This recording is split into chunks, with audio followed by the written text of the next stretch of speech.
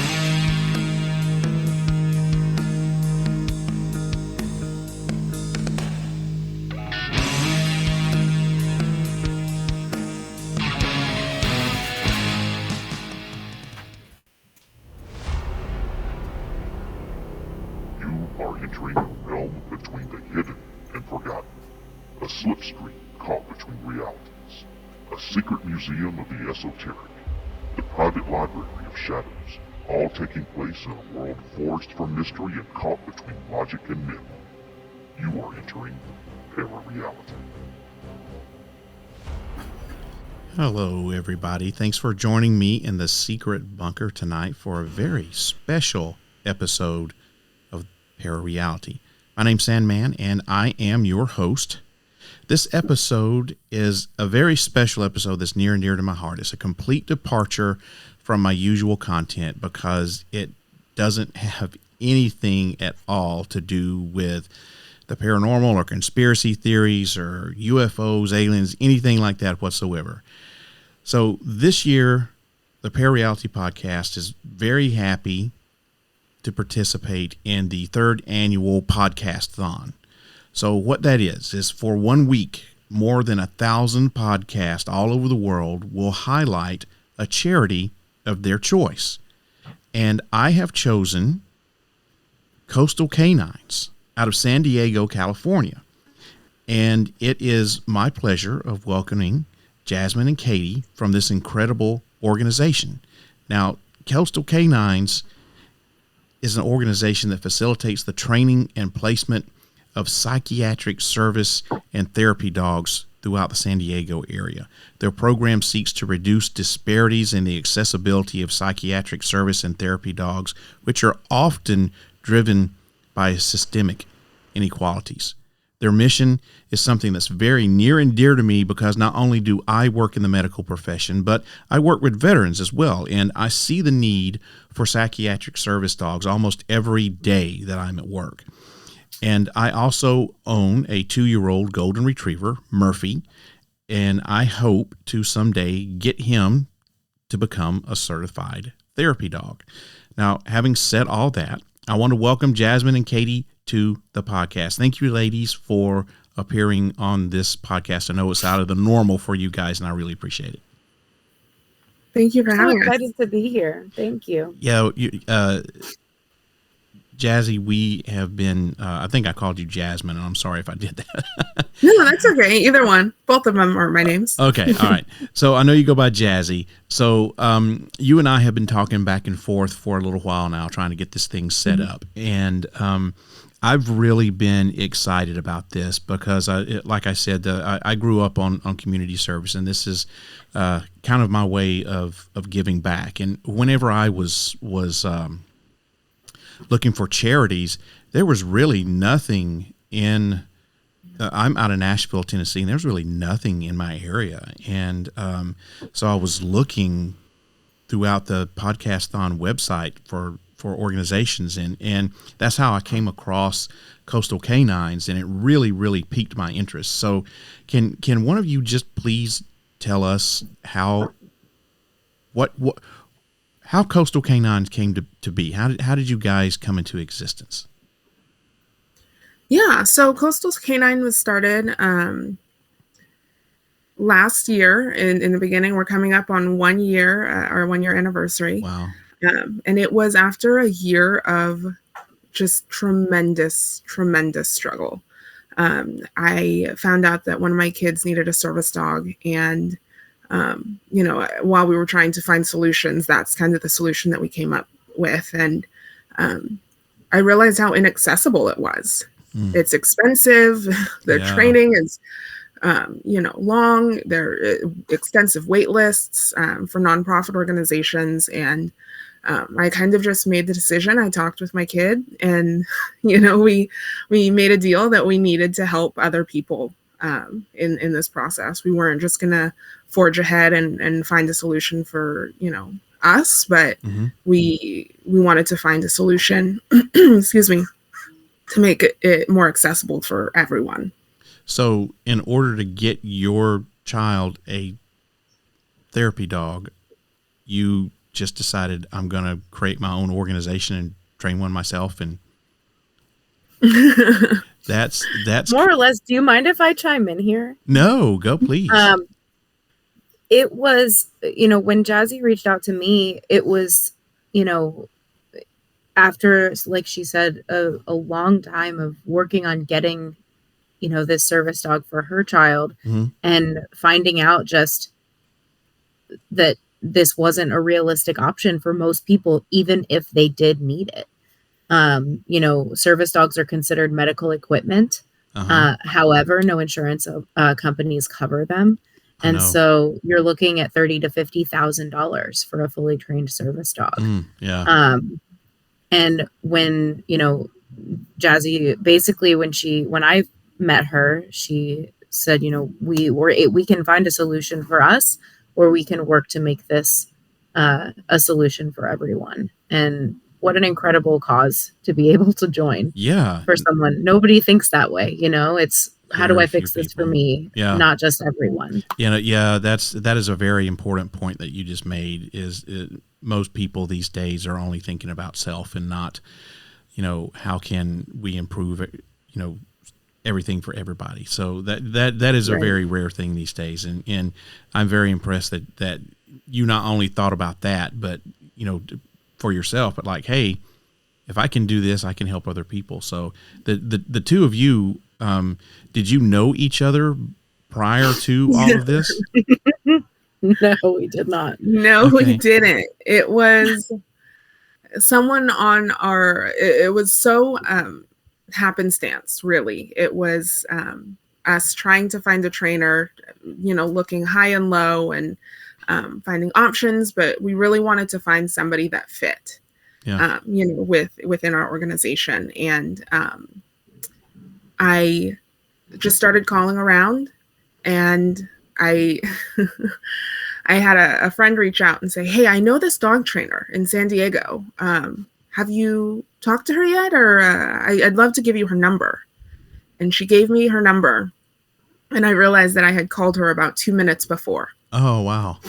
And had left a message on her, which we still look back and laugh on. She keeps it for that's nice. for good measure. It was meant to be. It was totally meant to be. It really was. Like we had no clue about each other, and then it turned out that we had run in the same circles. So it really worked out. That's great. Yeah, you couldn't script that. That was absolutely right. That was divine intervention, or whatever you want to call it. That was Yes. So you're located just in the San Diego area, nowhere else, right? Correct. Currently. Okay. Currently. Yes, so there's currently. plans to expand. Always. Well, let me know if you come to the Nashville area. I'll help you out. So tell us exactly what does. Unfortunately, we only have 30 minutes here, so briefly as you can, tell us what Coastal Canines does. We train and place psychiatric service and therapy dogs. So we do a lot of things. We have a few different programs.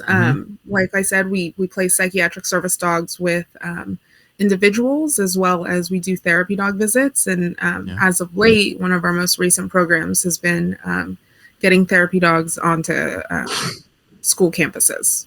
Oh, that's great. Like all grades, or are you specifically looking for like elementary or high school, middle school? What are you?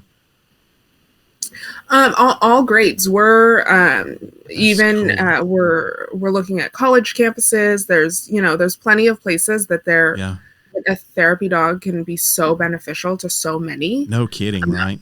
But especially school campuses. How's the reception been from like? I know the students will love it, but what about the reception from like school boards or like principals, teachers, stuff like that? How have they been embracing that?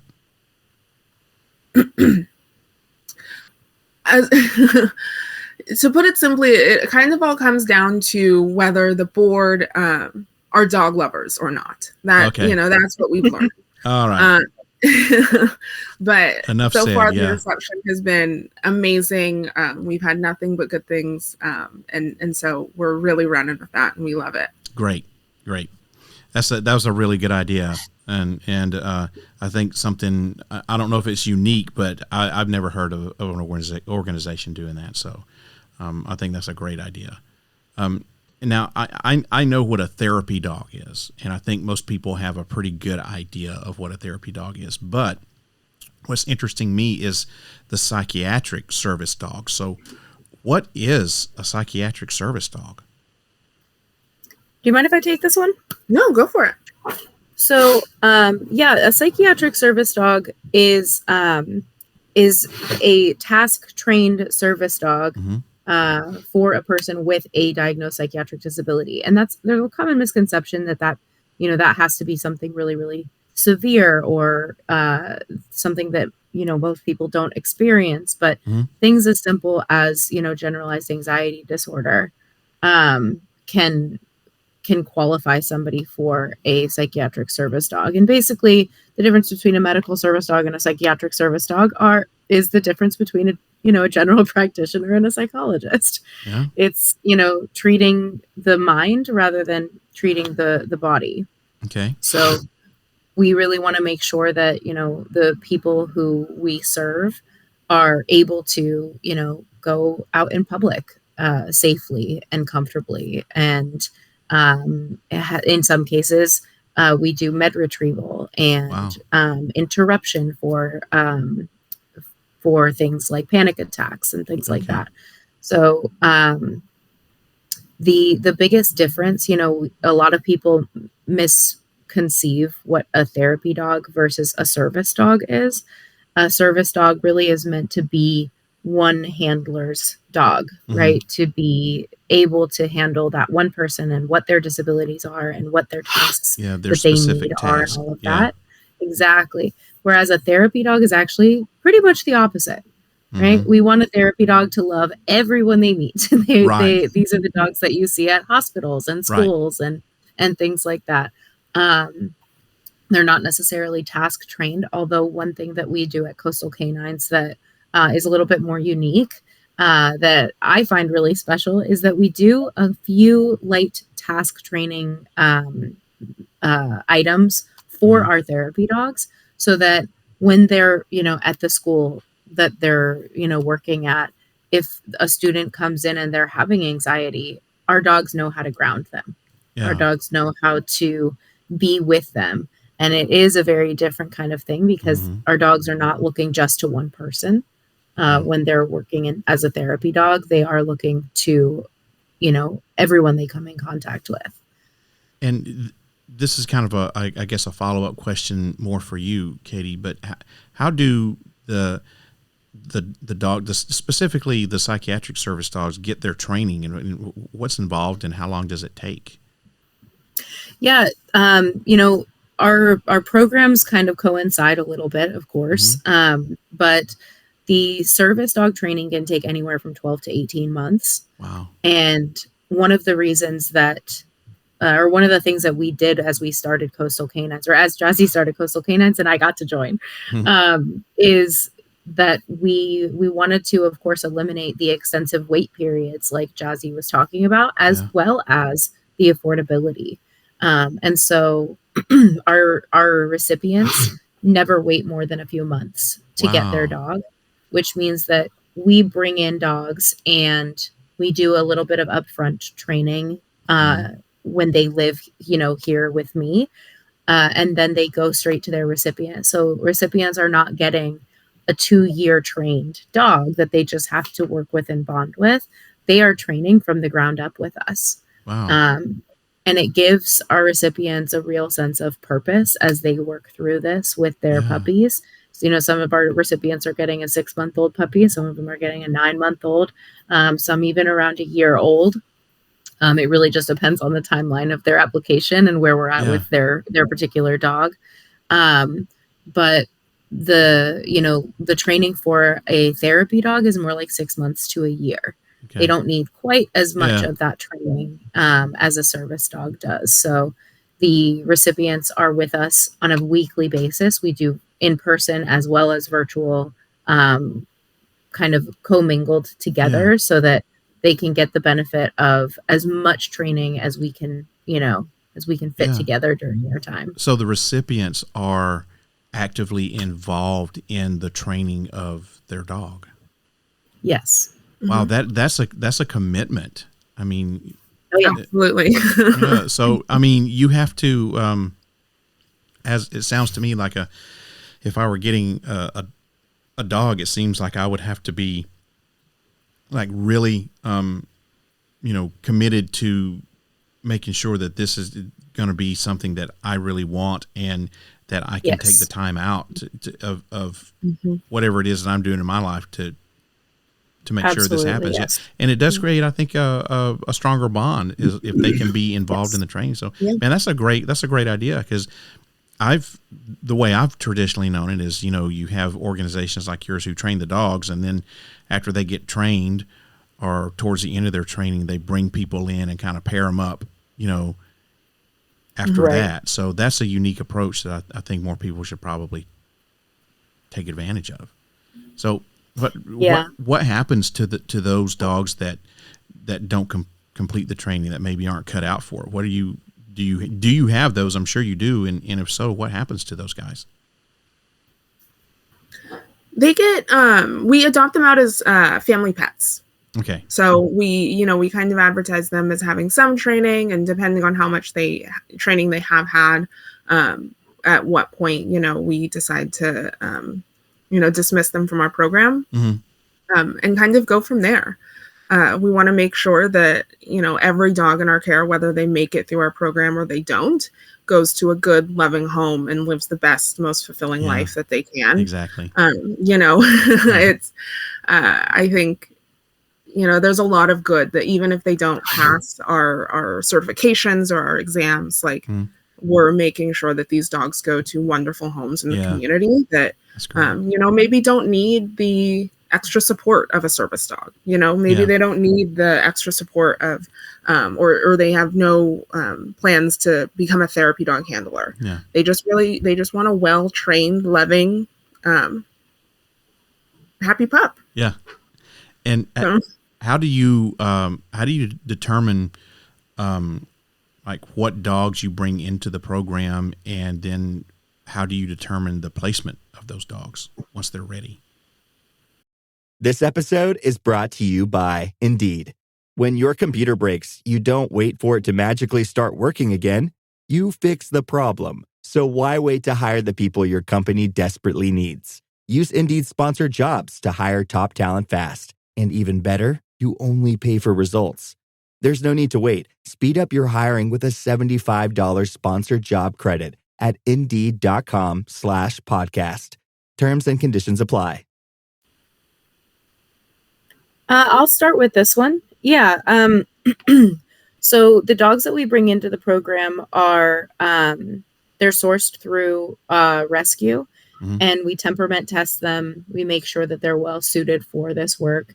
And then we bring them in to match a dog with a recipient. The recipient side is all Jazzy. She handles all of our applicants. and all of that. And then once they're approved, we have them start coming around to meet the dogs and train with the dogs.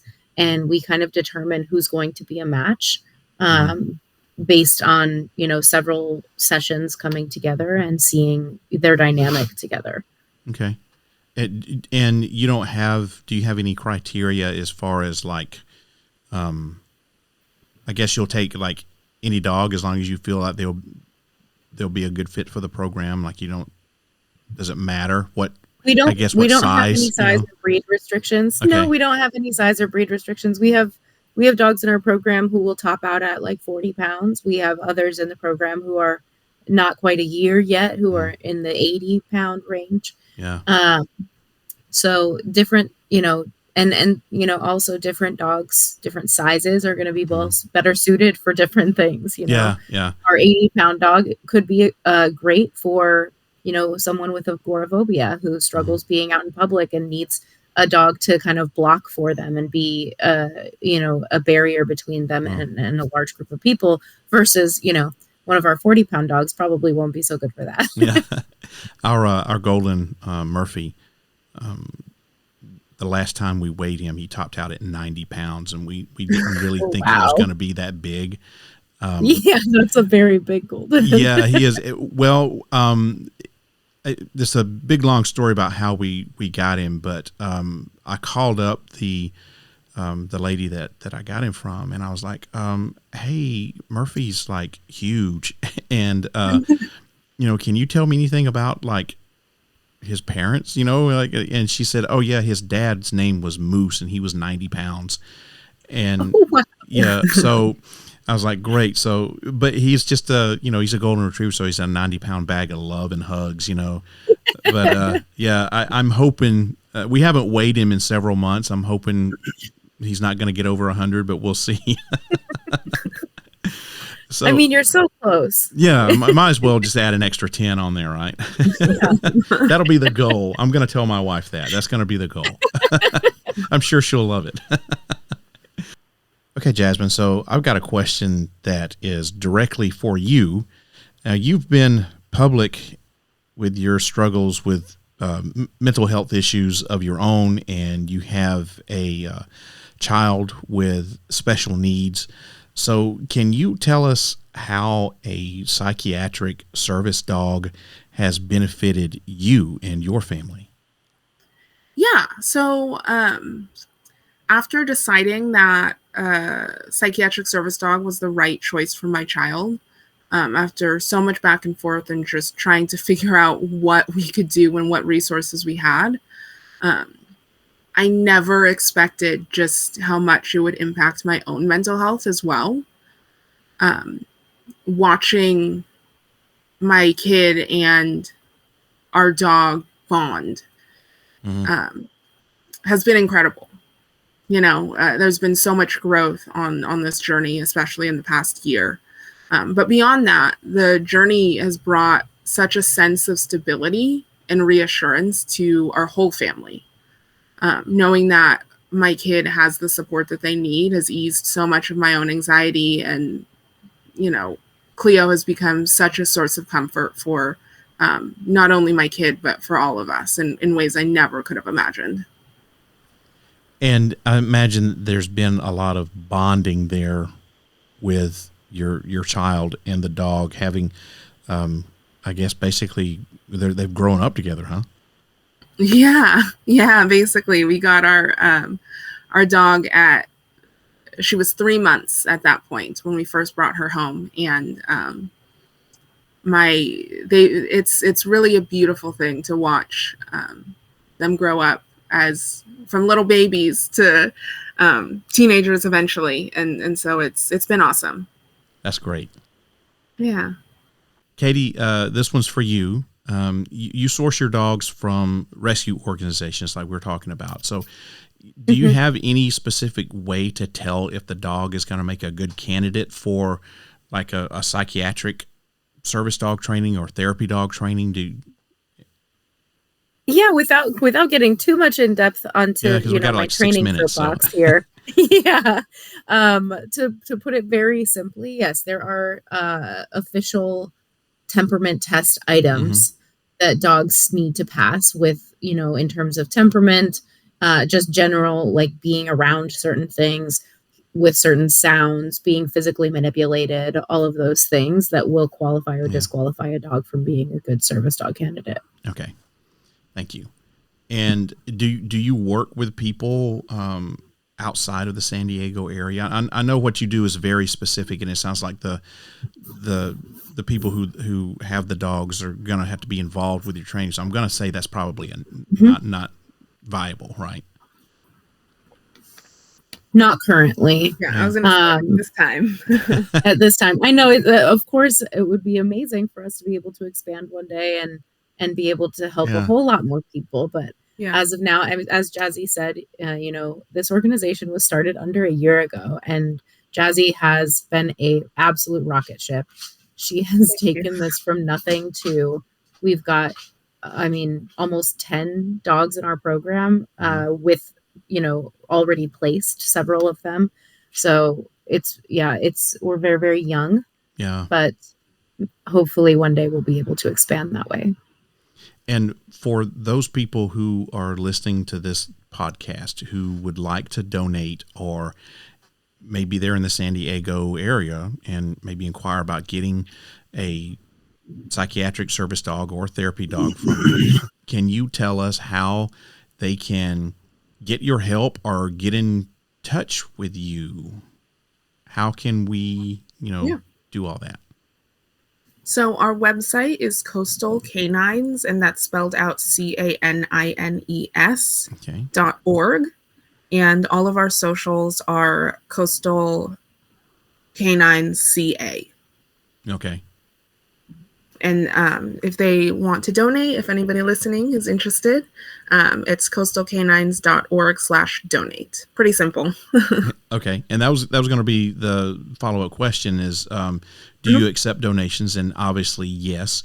Are you a nonprofit organization?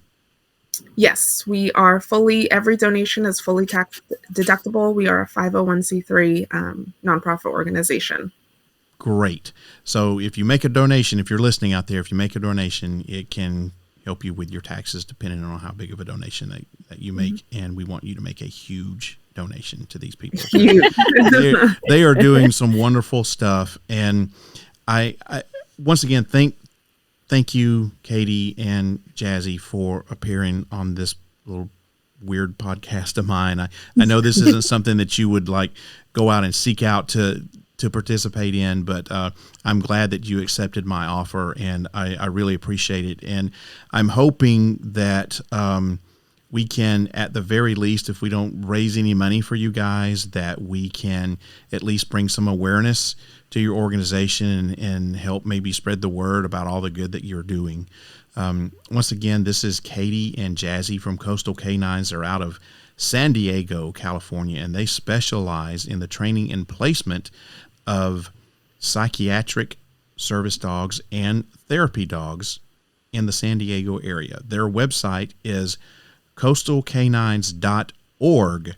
If you want to donate, they are a 501c3 organization. Thank you, ladies, once again. I really appreciate you appearing on the podcast.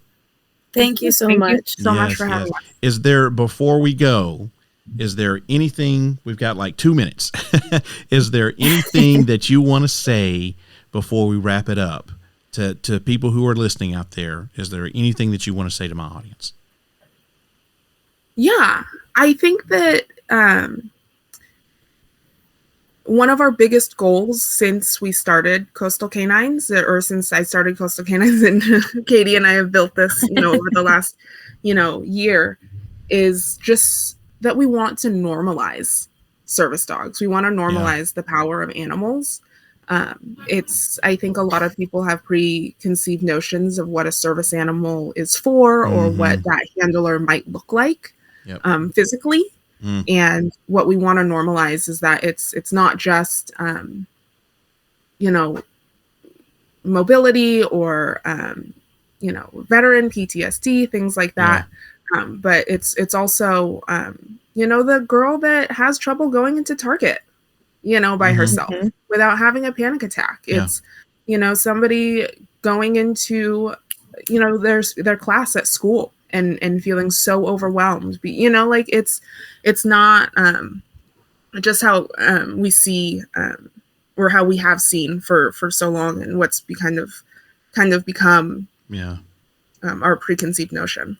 And it's a lot of different things. I'm glad you brought that up, because after we end this off the air, I have a personal question I want to ask you, both of you, not just Jazzy, but both of you. I got a question for you guys. So once again, thank you both for appearing on ParaReality podcast, and I hope we can get some attention and maybe get a few donations your way. I really appreciate it. Thank you so much. Yep. Everybody, that about wraps up this special episode of ParaReality as part of Podcast-thon. If you enjoyed it, please visit podcastthon.org to discover hundreds of other associations through the voices and talents of amazing podcasters, and maybe you can find some other people to donate to. I encourage everyone listening to this podcast to please find it in your heart to check out Coastal Canines at coastalcanines.org.